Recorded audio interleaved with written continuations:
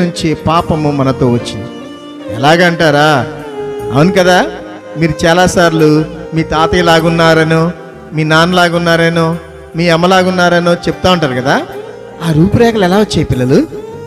ఓ, మీరు science students కదా, బాగా తెలుసు. దేనివల్ల వచ్చినాయి? జీన్స్ వల్ల కదా, DNA వల్ల వచ్చింది.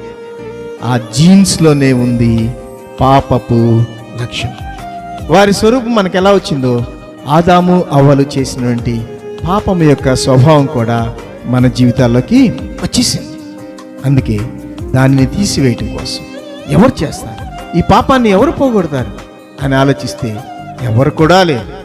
కానీ దేవుని దగ్గరికి వెళ్ళాలంటే, ఆ మహిమను మనం పొందుకోవాలంటే ఈ పాపం అడ్డుగా వస్తుంది.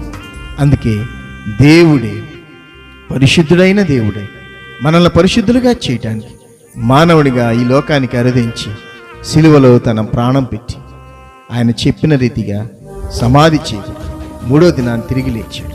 ఇదిగో ఆయన ఇప్పుడు మహిమలో ఉన్నాడు, మహిమ రాజ్యంలో ఉన్నాడు.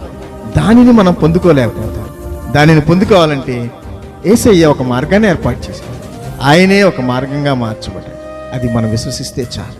యేసయ్య, నేను పాపిని, నా పాపాన్ని క్షమించండి.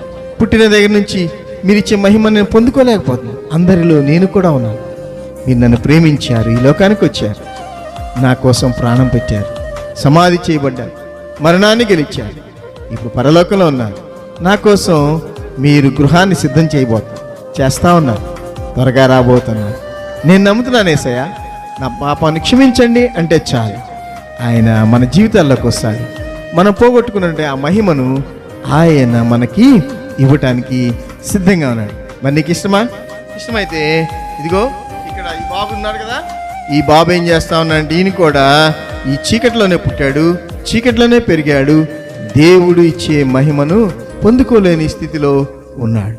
కానీ ఈ మాటలు విన్నటువంటి ఈయన, యేసయ్య నా హృదయంలోకి రండి, నీ మహిమను నాకు ఇవ్వండి అయ్యా, నీ మహిమలో నాకు ప్రవేశాన్ని దయచేయండి అయ్యా, మీ అందమైనటువంటి నేను పోగొట్టుకున్నటువంటి ఆ అద్భుతమైన శాంతి సమాధానాన్ని నాకు ఇవ్వండి, ఆ మహిమను నాకు ఇవ్వండి అయ్యా అని అడిగాడు.